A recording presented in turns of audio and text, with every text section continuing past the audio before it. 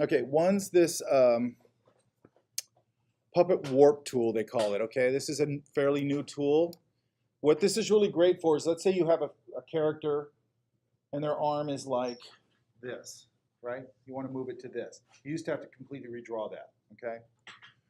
So we're going to take this simple shape here. It looks like a thumbtack right here. Now I'm going to stick one here. I'm going to put one here. And I'm going to put one here. So you can just put them wherever you want, and that's going to be your pivot points. And then I can bend this shape around. Okay? Really handy tool. And I can put as many of these as I want in here. I can start doing some weird stuff in here with it. Really nice when you want to reshape something. You don't have to go in and redraw the whole thing. It's nice, okay? And that, I think that's in 2018 is new. Where'd I get the what? It's right here where see this little thumbtack? It's that, okay? The other thing that lives with it is this free transform tool, which I also want to talk about. So one of the things that's nice about this free transform tool, let's say this is my floor, okay? And here's my floor planks. And that's my, I don't want that. Let's go up here. There. This is the planks in my floor. I'm going to group all this together. But I want this to be in perspective. So what this tool will do, I'm going to shrink this a little bit. What this tool will do, which is lives right here with that thumbtack tool we just did, okay? But it's called free transform. I can pull this out and pull this into perspective, okay? Now there's other things you can do with it, but I want to focus on that right now. Here's the trick with this, and it's the only tool in Illustrator I know of that's like this. So I have my object selected, okay? And then I go to my free transform tool. And when I go over a corner, if you notice, it gives me this weird, like, wacky arrow thing, right?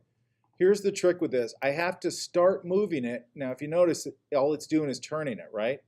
Then I have to go Command, Option, Shift, and then it'll do it. It's a super weird tool in that way. And I want you guys to try it today just so you get used to it. It's just two things. You have to start the move before you do the Command Shift, Command Option Shift. Okay? It's not a big deal, but it's a really handy tool for this kind of stuff. It does other things too, but I don't want to talk about that yet. Okay, I don't think I've talked about this, but maybe I have. So let's look at, let's just take a simple shape.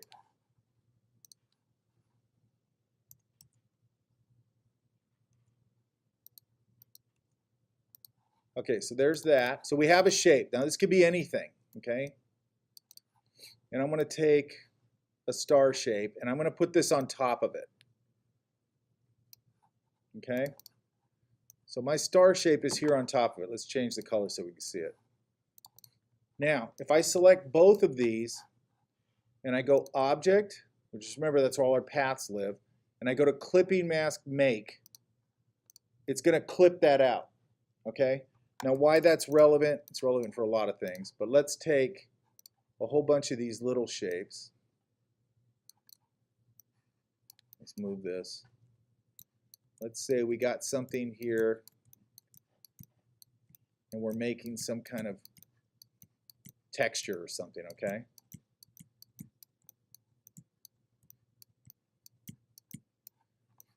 Then I can take this, make sure it's on top, select all of it, Clipping Mask, Make, and see how it'll contain it in that shape. One thing you have to remember is whatever you're using as your clipping mask has to be on top. So that means go to Object. Whatever shape you made last, by the way, like if I go here and I make that star, it's going to be on top because it's the latest shape I made. If it's not, up to your Object, Arrange, Bring to Front, and then you can use it as your clipping mask. Make sense? You're going to need that for this, what we're working on now. Okay? Another thing just quickly that can come in handy, let's go, when we start a document here, I'm going to go to New. One thing we haven't talked about is right here where it says Artboards, Now, when you start a regular document, you're just going to have it at 1, okay? But if I go to 4 and I go create, it's going to make me a multi-page document here, okay? One thing that's nice about that, there's a lot of reasons why you would do that, but one reason that I use it for all the time is I might be doing like illustrations on that I'm going to send. If I go to save as, this isn't an export thing. If I go to save as, that'll give me the option to save it as a PDF. And I can, when it exports it, and it says right here, range all, that's all the pages there, it'll export a multi-page PDF automatically, okay? The other thing you can use, now this is another way of doing this. So let's start this again. And I'm going to get rid of these 4 artboards, okay? I'm just going to open up a regular document. Let's back out of it. I can go over here to this artboard tool and see how it highlights my page, and I can just, again, option drag it, and I can accomplish the same thing, okay? And I can make a multi-page document that way. Does that make sense? There's going to be a lot of times where you need that. Sometimes you want to keep them, like if you're working on multiple things, you want to keep them on separate pages. This is a way of doing it within the same document. Make sense? So I want you guys to try that, all 3 of those. I want you to try clipping mask if you haven't done it. Oh, one other thing I want to talk about. So let's make a new document. Just a regular document. Okay, so we've talked about Pathfinder a lot, okay? There's another one here that to me kind of lives with it, and it's called a line. So let's make a couple of shapes here, simple shapes.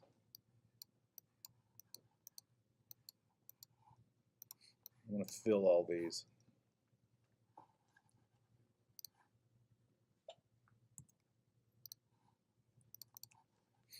Okay, so this tool does exactly what it says, okay?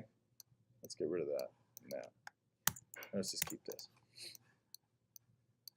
Okay, so if you look up here, so it lives in 2 places, just like everything else. It can live with its own palette, which is under Windows, right? So it is a line right there. There's your palette, okay? Or, let me get rid of this. When I select these, see how it pops up here?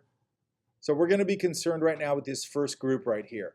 So it's just like Pathfinder where these little icons tell you what it's going to do. So let's say I want to center all these, okay? It's going to be this one right here. So it automatically centers them.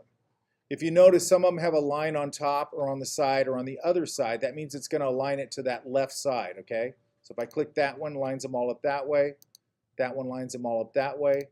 That one lines them all up to the top. So if these are all down here again. Select them, pops up. That would line them all up to the top, okay? And this will line them all up to the bottom. Does that make sense? Really simple tool. These are all, if you notice now, hopefully we're starting to see a pattern here. We have a whole bunch of tools that do all the things that you normally have to do by hand in the real world and make it really simple, okay? So we don't want to line these up by hand. We want to use all these tools.